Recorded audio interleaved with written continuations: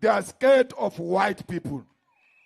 Look at them. When they speak to a white person, they are very respectful. They show manners. When they speak to a black person, they are violent. But let's ask a question. After you marched and say you don't want Zimbabweans, you don't want Nigerians, you don't want Ghanaians, you close shops, you march.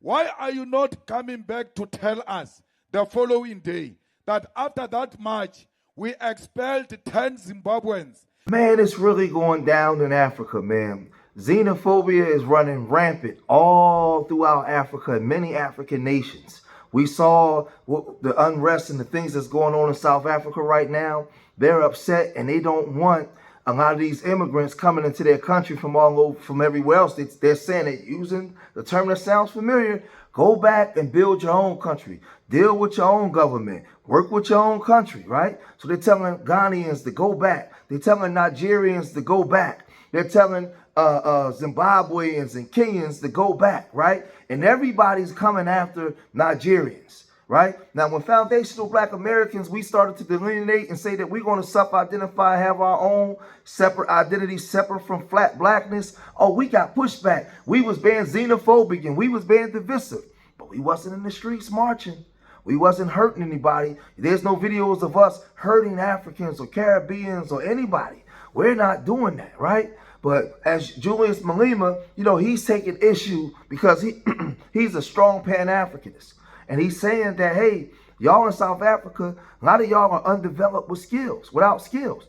And you want to kick out these immigrants that's coming in with skill sets, but you're not replacing them with South Africans with skill sets. And when it comes to the W, man, you tiptoe through the tulips. That's what he was saying, right? But you have a lot of Nigerians, they're going to the African Union, they're going everywhere, and they're upset, and they're talking like this. To the South Africans, to Nigerians that are in South Africa, that they are on their own. So when the Senate of the Federal Republic speaks, it speaks more than the minister. It speaks more than the ambassador. It sends a clear signal that we can take revenge after diplomacy has failed. So it is important that the world should know that we are concerned. We have seen what they have done, not only to Nigerians, but we've seen what they have done to Zimbabweans, to Ghanaians. And you know, when you remove the Nigerian populace in South Africa, there will be no resistance whatsoever. Our people resisted it, and it is because in the course of resistance that they were lynched, killed in broad daylight. The South African security watch, and you could see them hiding behind these mobs. That means that particular thing, it wasn't just a mob, it was organized, orchestrated, and the government came with a very lamentable information that please stop doing this. Are South Africans not having military? Are they not having police? Are they not having other security apparatus? They do. And they have the gadgets. They have the ability to stop what is being happening. Have they done it? They have not done it, Mr. President. So it is incumbent upon the People's Chamber, and of course, led by you, Mr. President, to speak seriously about this matter. And if this thing continues, we have alternatives. We have options. And therefore, these words should be sent across to South Africa. We know where South Africans are, not only Nigeria, but all over Africa. And we can take this fight to their territory, if need be. But we cannot sit down and, typical of some of us, lament when these things is happening. There is no duplicate. Life has no duplicate. All of a sudden you are killed. Your families have lost you for no reason whatsoever. Mr. President, I think this is as serious as it gets. And today, sir, if this is the only thing the People's Chamber, the Senate of the Federal Republic will discuss, please be it. I thank you for listening. So you can see Nigerian officials are very upset about this. And they're calling out South Africa's president because they're saying that you're hiding behind the scenes, knowing this is going on and you're doing nothing about it. Even though this has hit international news and there's a lot of backlash coming from this, you're acting like you care and you're trying to do something, but this Nigerian official is saying, no, you're not doing anything, and you're allowing them to castigate Nigerian people and say that we're drug dealers and violent and criminals, where really there's a lot of hard-working Nigerians there that's contributing to the economy of South Africans. This is what they're saying. So now, because of this, you actually have this issue happening now in Nigeria, where Nigerians are going to the embassy. Nigerians are going to kick South Africans out of Nigeria. We feel like, excuse me, sir, wait, hold on. Officer, just hold on. What I'm saying is simple. Nigerians are here in your commission, and you show more disrespect to Nigerian people. This is Nigerians outside.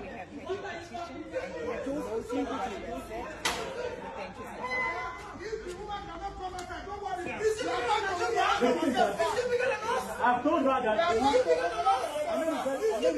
Come and address people here. Wait. She said she's afraid. Afraid of what? And I told her she has the Nigerian police here. Yes. And that we are not as violent as the South Africans. We are not violent people like the South Africans. Do you know the point? So and I made it very clear to her that you know what's important here on the counter. You know. You should come out and address her. We cannot see her. You must make your own care. We won't be there.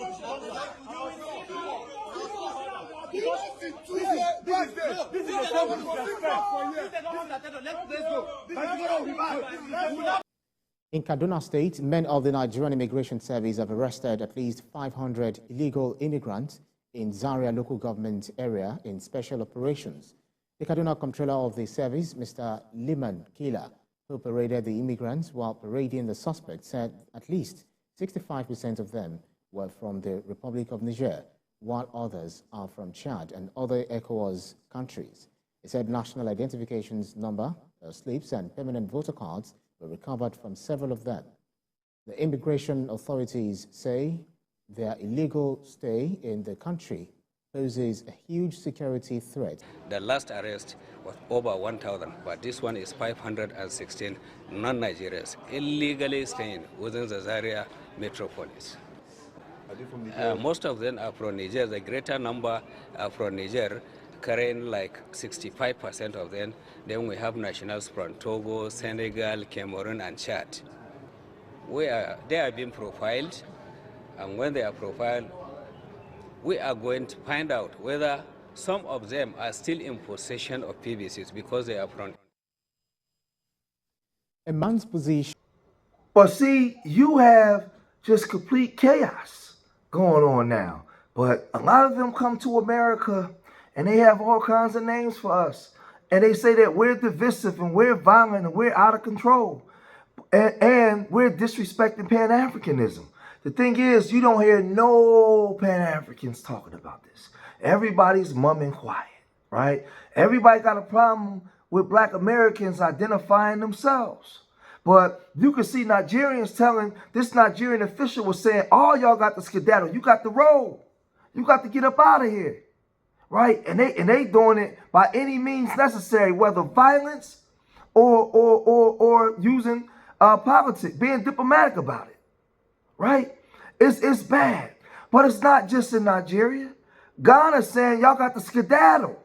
You got to roll. We should stop renting rooms for Nigerians. We should stop renting shops for Nigerians. Those who are selling lands for foreigners, they should stop. Foreigners who are buying land in Ghana, a time will come, we are going to take all those things back from you people. The country belongs to Ghanaians. We can't share our country with anybody. Ghana is for Ghanaians alone. So my advice to the ladies who are giving themselves to Nigerian guys, they are using you people to destroy Ghana. So with all of this going on, Julius Malema, who I actually like Julius Malema, but he's a hardcore Pan-African. And he said that South Africa was was open for all Africans, for everybody, even people in the Caribbean and Black Americans. He was telling everybody to come to South America and build the Black Utopia. You know, he's been known for saying that for years, right? Whether you want to go or not, but that's just something that he was putting out. He wasn't being a tether or talking down on people, right? But he doesn't like this xenophobic stuff that's going on in South Africa, and he was calling out South Africans, right? He was getting up there. He was saying this. They are scared of white people. Look at them. When they speak to a white person, they are very respectful. They show manners. When they speak to a black person, they are violent. But let's ask a question. After you marched and say you don't want Zimbabweans, you don't want Nigerians, you don't want Ghanaians, you close shops, you march. Why are you not coming back to tell us the following day that after that march, we expelled 10 Zimbabweans, and out of those 10 Zimbabweans, we're able to give 10 South Africans jobs? There is no such a report. Why? Because laukaba kuba ma Zimbabwe, hauna misebetsi, batho bale ba ma Zimbabwe, ba etsa misebetsi e lona le sabatleng o etsa because those are slaves' jobs. They don't pay anything. You want proper jobs. You want a job with a pay slip, with an appointment letter, with pension, with medical aid, and you deserve it. But why are we fighting each other? It is the same people who made us fight each other during apartheid, black on black violence.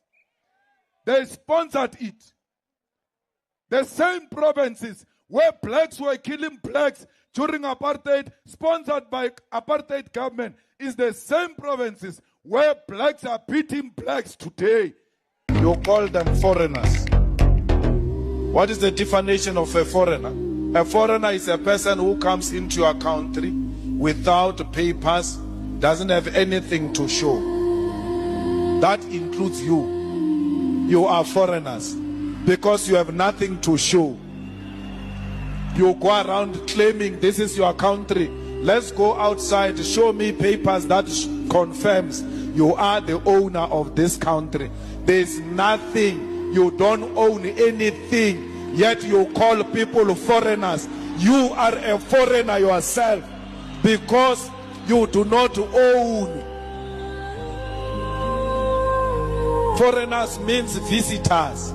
Visitors are people who just come empty-handed with a small bag. When the time permits, they go. That's you. You are renting.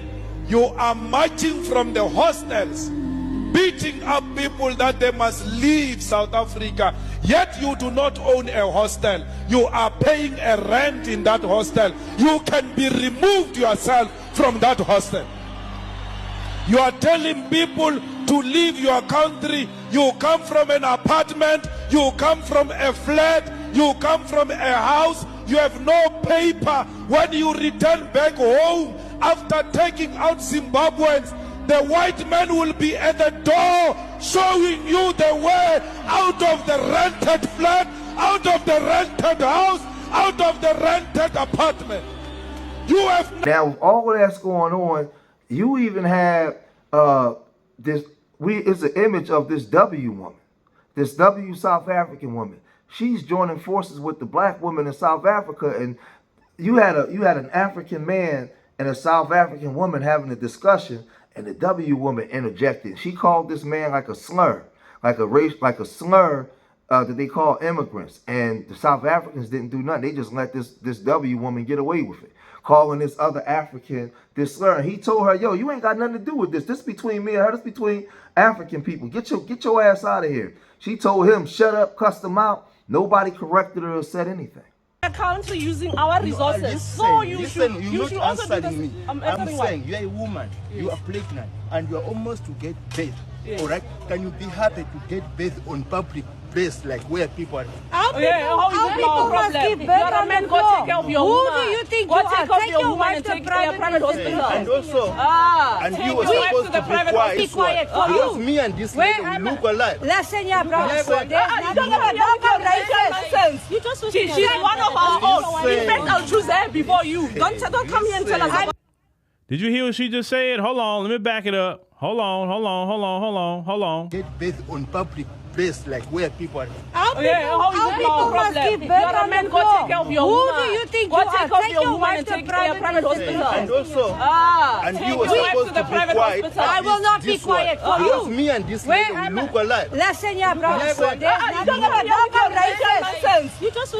one of our own. In fact, I'll choose her before you. Don't come here and tell us about I'm a born South African, so you take your medical insurance and go. She's not South African. That's why she's here working with you. Me and this lady look alike. No, in your country, Baba. Yeah, I will not be quiet for you because you're a fucking quere. I will never be quiet for you. And she just called him a derogatory slur. The white woman called him as an African a derogatory slur that South Africans use for foreigners. Black people use that query word. They use that toward other Africans and foreigners. She's using it, and that's not even her language. And she's calling an African a derogatory word that black folks say or whatever. I just want to let y'all know that. You tell me I've got another color than you because you are a racist. Take your pregnant wife and go to your country. Asambeni, move.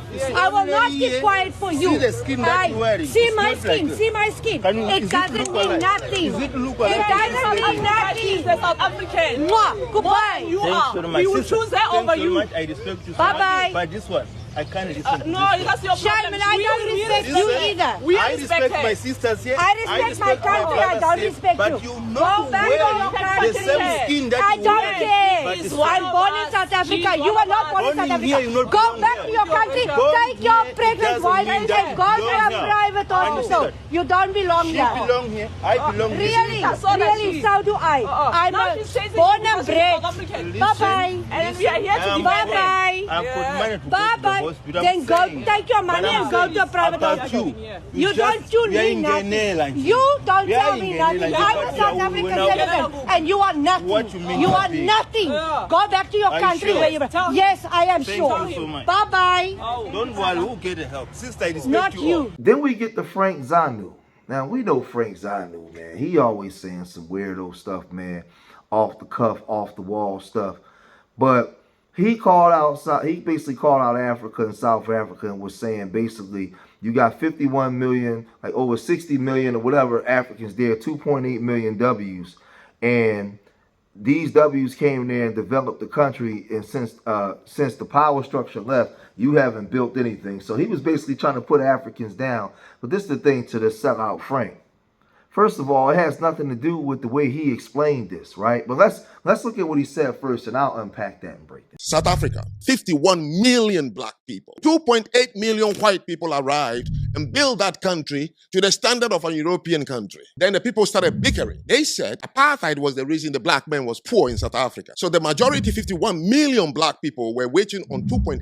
If blacks believe that they can build South Africa, Mandela wouldn't waste his time in prison and all these things. He would have simply said, you know what, let's have a BSA, Black South Africa Republic. Let them cut off white South Africa and let's compete. No, they wasted their time asking the whites, just allow me to come to your beach, to your clinic, to your schools. 32 years ago, the white man said, just wait and see. We are warning them that managing a country is not something anybody you can just do. 32 years ago, they gave the country back to the blacks. I was there in 2022 to speak. They are now having load shed. Electricity can't stay on. Water is not flowing. Roads are cracked. Airport is breaking down. The Durban train station is finished when they gave it to blacks. So, for a lot of you that may not understand, Frank Zanu is a piece of crap. First of all, when you deal with Africa, where the world gets 70% of its resources from, the European countries are going to always fight to keep those countries dilapidated and underdeveloped. If you don't have a military, a navy, an air force to defend those resources there, it's going to always look like people of the dark races are underdeveloped or not able to develop themselves because you don't have a military to protect it. So they will never let South Africa develop themselves, because then South Africa will become a world power. They will have a seat at the table. They will have say-so in the world. The same thing they do to Nigeria. The same thing they do to South American countries. Any country that's rich in resources, right? Rich in resources, and they take the foundational black Americans because we're very influential. So you have those countries that's rich in resources, and us is very influential. You have to keep these people in the lower bottoms of position. This is just the way the world works and the way the dynamic works in the times that we're in now. The Europeans are running everything. And how does the minority control the majority? Psychologically, and through might warfare. So now, when you go to South Africa, yes, it looks like that the blacks are in power and in control, but really behind the scenes, the Europeans are pushing the buttons, because the Europeans' lifestyle is predicated on the dysfunction of these countries, the destabilization of these countries by extracting an exorbitant amount of resources from the countries. So when you hear Frank Zanu talk, he's a 100% sellout, 100% sellout. For him to get up there and make the statement as if black people have one less chromosome than whites and they're not able to fully function, he's an idiot. He's an idiot. We know that South Africa was taken by force through, not just through apartheid, because that started later. It was through when the Dutch came through and started smacking people up all the way from 1653 up into the 1800s. Then you had apartheid come in. So something similar of what happened to us here in the Americas. Right? You have to keep the people underdeveloped. That's why I always say black dysfunction is profitable for everybody else. So no, you are the goal, because you make things that's worth trillions of dollars, but you're conditioned to give it all away. So that's why we call them the parasitic elites, right? So you have xenophobia going on all through Africa, where you have Africans chasing out Africans, but when it comes to the whites or the Indians or the Asians, you know, they start bowing down and cowing down, because you've been conditioned to see yourself as less than or be subordinate to groups that you think that's greater than you. That's psychological conditioning. How does the minority control the majority? Break you down psychologically, train you like a lion, where the lion can eat the matador. I mean, the lion can eat the circus guy at any given time. Right? But he's broken. He's trained. That's what they've done to a lot of those people over there. So they seen us separating, delineating, and getting away from everything. So now they're copying it, and they're using the same talking points, right? Go build your own country. That's what we was telling the immigrants. Don't come here undermining us. Go build your own country. Now you hear the Africans saying it. Now they was already always having issues, but this is going on in Kenya, Zimbabwe, right? Togo, Ghana, South Africa, Nigeria, Cameroon, etc. Right? It's going on in these places, right? So, man, listen, and it's going to get uglier and uglier, man. But y'all gotta let me know what y'all think, man. If you made it this far in the video, hit that like button, subscribe to Street Media TV, leave your comments in the comment section. Remember, I love y'all. Till the next time, peace.